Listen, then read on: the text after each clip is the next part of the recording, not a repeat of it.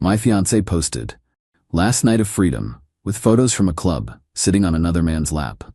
I commented, "First night of freedom, actually." Then I changed my relationship status and tagged her dad. What happened next made local news. I, 29 male, was supposed to be working late Thursday night. My fiancée Brianna, 27, told me she was having a low-key bachelorette with her bridesmaids, just dinner and maybe some wine at her friend Qley's place. Wedding was in 9 days. Around 11 p.m., I'm wrapping up a project when my phone starts buzzing. Instagram notifications. Brianna posted to her story, "Last night of freedom, bitches." The photo? Her straddling some dude's lap at what was clearly a club, not Qley's apartment. His hands were on her waist. She was kissing his neck. I sat there staring at my phone for a solid minute. Then more photos rolled in, her grinding on him doing body shots off her bridesmaids cheering them on. The last one, them making out, full ton, his hand up her dress. The caption, "What happens at bachelorette stays at bachelorette." Yeah, except when you post it on social media. I screenshot everything. Then I commented on the last photo, "First night of freedom, actually, wedding's off." Changed my relationship status to single. And here's the kicker. I tagged her dad, Raymond. Why her dad? Because Raymond paid for the entire wedding. $80K. Venue, catering, the works. And he specifically told Brianna no wild bachelorette party because his business partners and their families would be at the wedding. Man owns 3 car dealerships and has a reputation to maintain. Within 5 minutes, my phone exploded. Brianna calling, her friends calling, random numbers I didn't recognize. I turned it off and went home. Next morning, I wake up to someone laying on my doorbell. It's Brianna's mom, Denise, and she's got Brianna with her. Bri looks rough, makeup smeared, still in her club dress, crying. "How dare you humiliate my daughter like that?" Denise screams. "She humiliated herself, I just pointed it out." Brianna tries the tears. "Baby, it meant nothing. It was just fun. All brides do this." All brides make out with random dudes and post it online? You're overreacting. It was just dancing. I pull up the screenshots on my phone. This is just dancing? Denise actually gasps when she sees the hand up the dress photo. Even she can't defend that. "Delete those right now," Denise demands. "The wedding is in 9 days." "What wedding?" That's when Brianna drops the act. "You already paid for everything. You can't cancel now. Do you know how this will make me look?" There it is. Not "I'm sorry," not "I made a mistake," just worried about how she'll look. That's Raymond's problem, not mine. He paid for it all, remember? You insisted Daddy handle everything. Denise's face goes white. The deposits. Non-refundable. All of them. They left after Denise threatened to sue me for emotional damages. Good luck with that. But here's where it gets insane. 3 hours later, there's a news van outside my apartment. Local news. Apparently, Brianna went straight to Channel 7 with a sob story about how I publicly shamed her and ruined her life over innocent bachelorette party fun. They interviewed her on the noon news. She wore this conservative outfit, no makeup, crying about how I betrayed her trust by weaponizing social media against her. She actually said I was controlling and abusive for not letting her have one night of harmless fun with her girlfriends. The reporter ate it up. The segment was titled, "Groom's Social Media Revenge Goes Too Far?" Yeah, I was the bad guy for calling off my wedding after catching my fiancée with another man's tongue down her throat. Update 1. The news segment backfired spectacularly. See, Brianna forgot one crucial detail. The internet exists. Within hours, someone found her Instagram posts. She deleted them, but screenshots are forever, and posted them in the comments of the news station's Facebook post. The comments were brutal. Harmless fun? She was basically dry humping him. She posted it public and he's wrong for responding? Play stupid games? Channel 7 really ran this without fact-checking? But the best part? The guy from the club saw the news segment. His name is Trent, and he's married.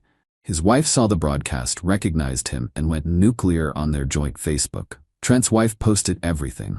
Apparently, Brianna gave him her number. They'd been texting for 2 days. She sent him nudes. He sent pics. She told him she was in an open relationship and her wedding was just for show because her fiancé was rich. Rich? I'm a project manager at a tech company. I do fine, but rich? That's hilarious. Raymond called me that afternoon, first time we'd ever talked one-on-one without Brianna there. Son, I need to know, did she really do what those photos show? I sent him everything.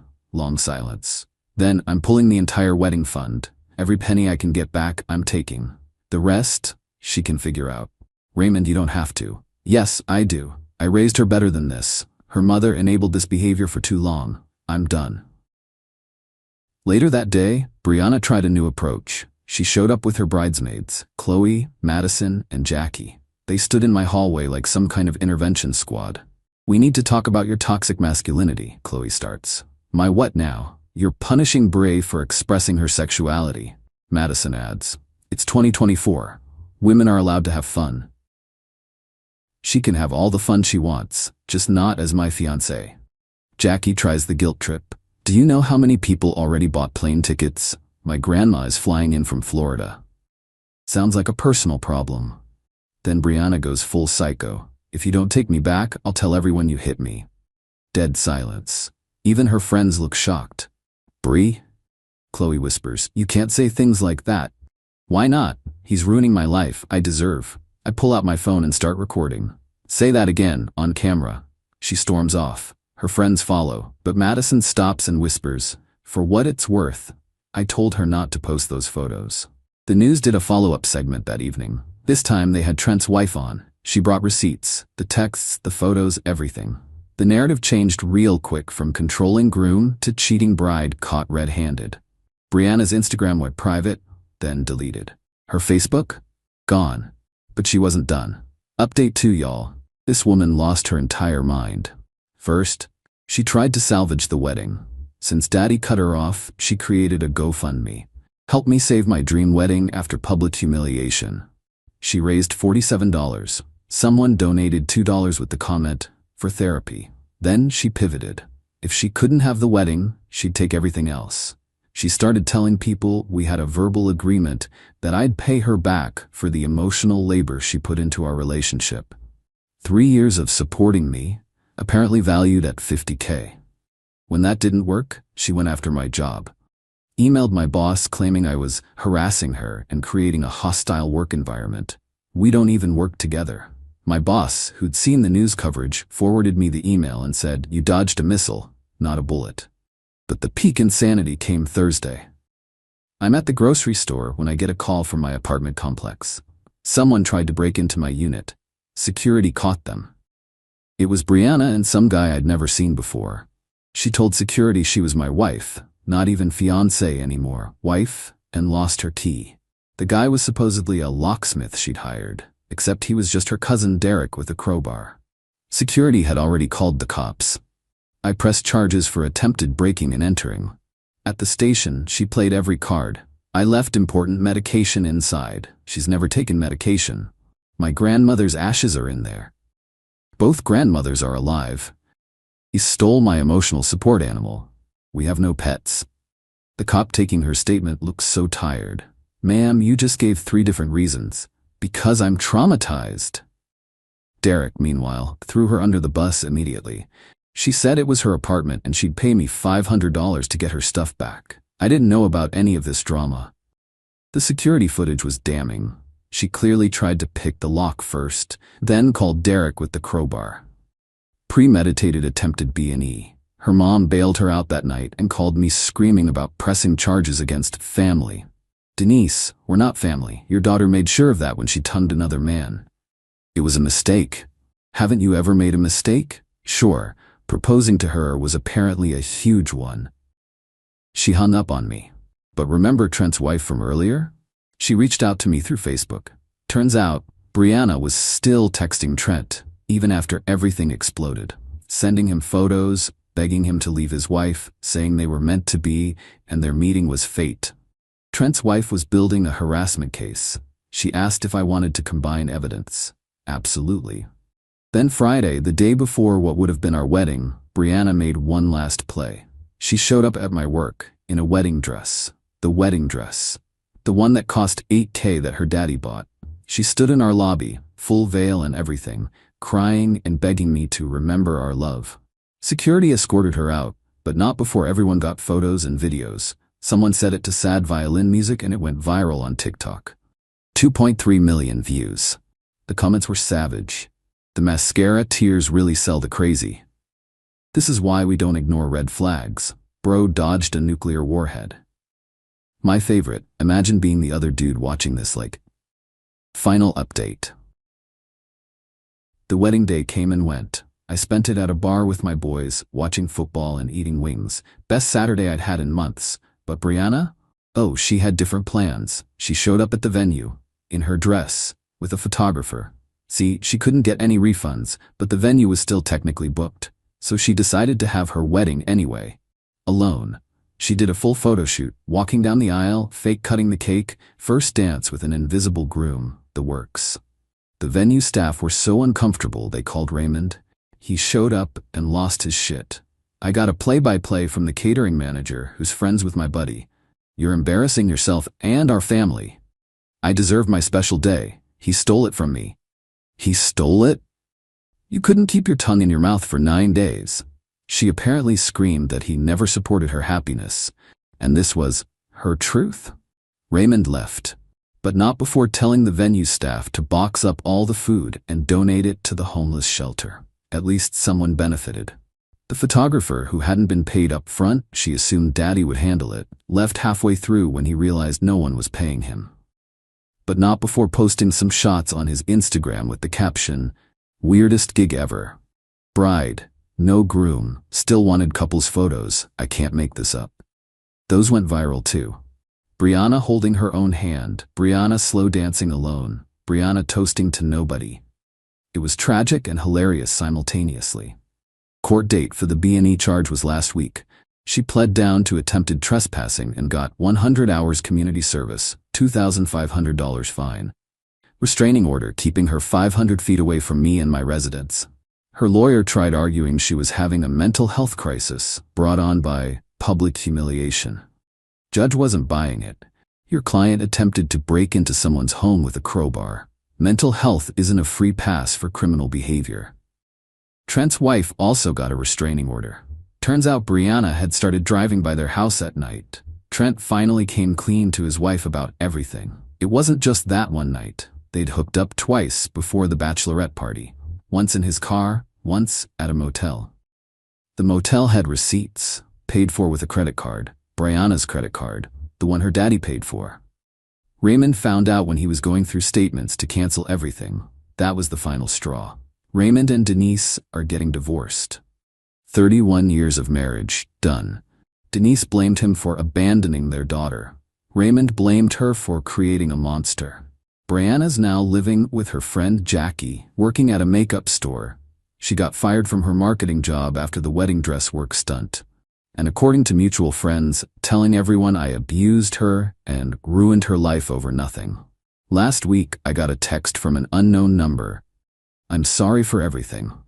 I know you'll never forgive me, but I wanted you to know I'm in therapy now. I realize I have a lot of issues to work through. I hope you find happiness." I didn't respond, but I did forward it to my lawyer, just in case. Plot twist though. Madison, one of the bridesmaids, reached out last week, not for Brianna, but to apologize for that hallway ambush. We grabbed coffee. Turns out she'd been questioning their friendship for months. Brianna had apparently hooked up with Madison's ex while they were still together 2 years ago and gaslit her about it. We're not dating or anything, but we've hung out a few times. She's actually cool when she's not enabling Brianna's BS. She showed me texts from their group chat the night of the bachelorette. She was the only one saying, maybe don't post these pics, while the others encouraged it. The local news thing? They did one final segment, a "Where Are They Now" piece. They interviewed me this time.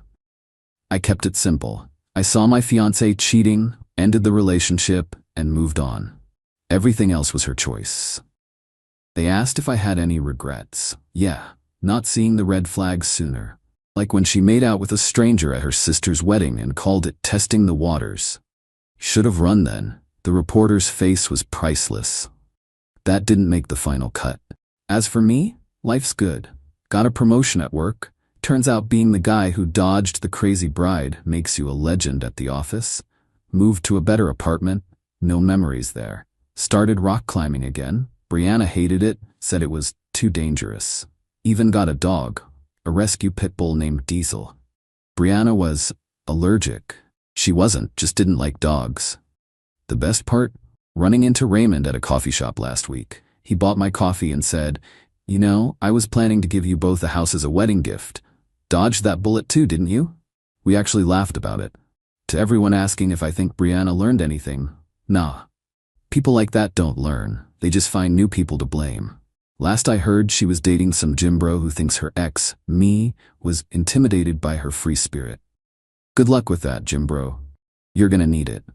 Oh, and Trent? His wife divorced him. He's living in his brother's garage, paying alimony, and Brianna won't return his texts anymore. Karma's beautiful sometimes. Thanks for following this insane journey. Gonna go live my best life now with my dog, my sanity, and my tongue staying in my own mouth where it belongs. Peace out. Edit. Since some of you asked, yes, I kept the ring.